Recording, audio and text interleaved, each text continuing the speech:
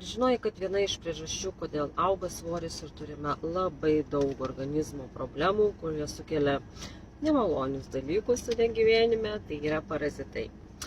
Jie sukelia uždegiminius procesus, iš kuriuo atsiranda ir kas liečia svorį, tas noras valgyti.